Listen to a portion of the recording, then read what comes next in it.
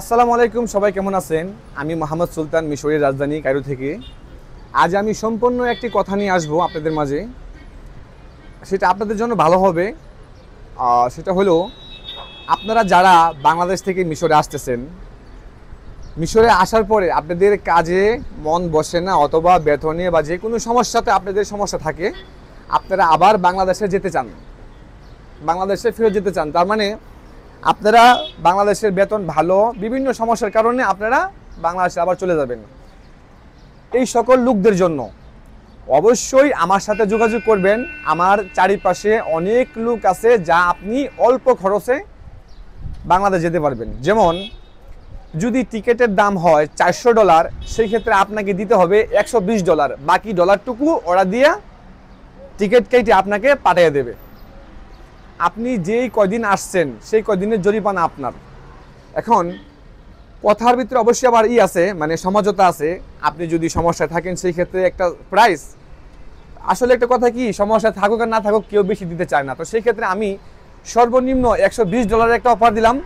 $120 টাকায় আপনারা পাবেন এখানে টিকিট। আর আপনাদেরকে কি দেওয়া হবে?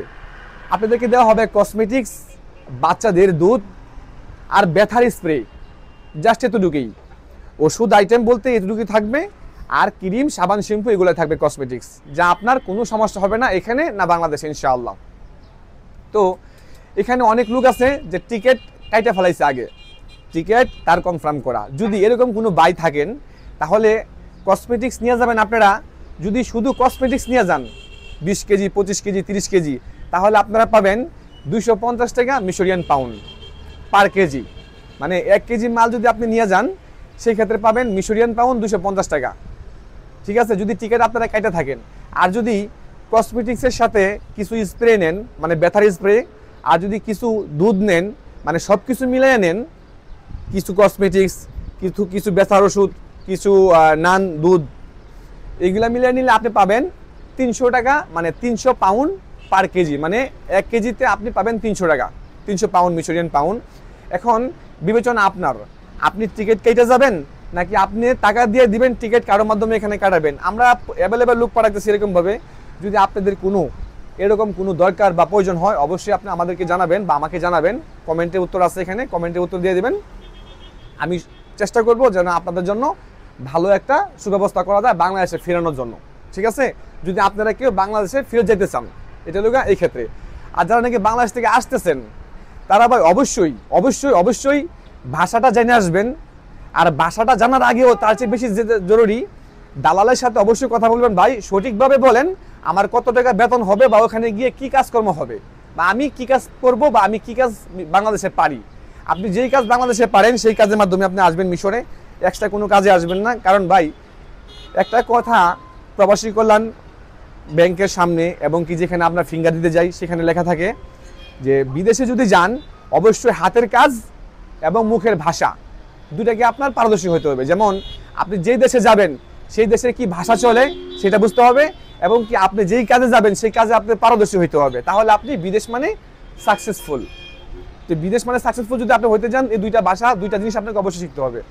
আর যে বাইরে নাকি এখনও বাংলাদেশ থেকে রওনা করেন নাই, বর্তমানে ভিসার জন্য এক সুবর্ণ সুযোগ দেওয়া হয়েছে। মানে আপনারা এম্বাসি থেকে ভিসা নেবেন ঠিক আছে, কিন্তু তার কিছু প্রসেসিং বেড়ে গেছে। যেমন আপনারা যারা মিশরে অলরেডি আসছেন ওরা তো জানেনই, আপনারা শ্রীলঙ্কা হয়ে আসছেন, ইন্ডিয়া হয়ে আসছেন, সৌদি আরব হয়ে আসছেন, এই নেপাল হয়ে আসছেন, দুবাই হয়ে আসছেন, বিভিন্ন দেশ ঘুরে আসছেন।